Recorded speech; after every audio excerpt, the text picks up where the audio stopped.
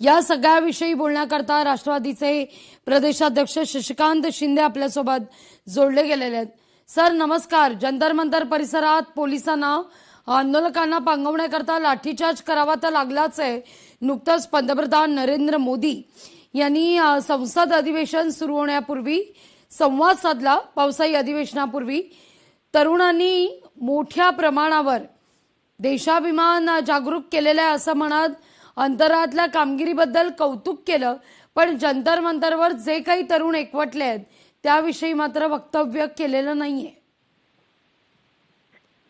खरं म्हटलं तर आता सर्व या आंदोलनाला देशभरातून हळूहळू पाठिंबा मिळायला लागलेला आहे आणि हे देशातल्या क्रांतीत एक बदल असेल।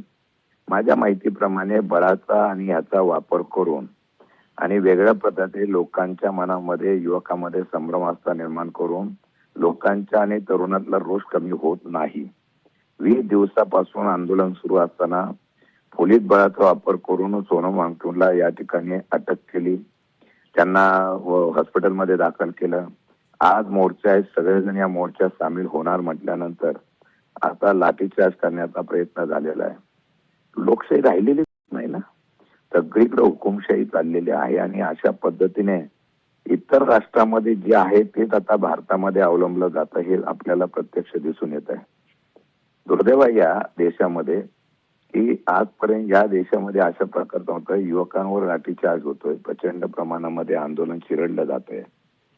तर अशा सगळ्या याच्यामध्ये देशाचे पंतप्रधान तिथं आलेल्या युवकांच्या बाबतीमध्ये काय भावना व्यक्त करण्याच्या ऐवजी नीटच्या बाबतीत त्यांचं काही स्टेटमेंट करण्याच्या ऐवजी आपण अंतराळाचं वगैरे ह्याच्यावर युवकांनी कसं हे केलंय त्याच्या बाबतीमध्ये बोलत असतील तर आता मला वाटतं की आता जनतेनेच विचार करावा असं वाटतंय। अगदी खूप धन्यवाद शशिकांतजी, आमच्याशी संवाद साधला त्याबद्दल। लोकशाही मराठी ऐका, पहा, जागरूक रहा।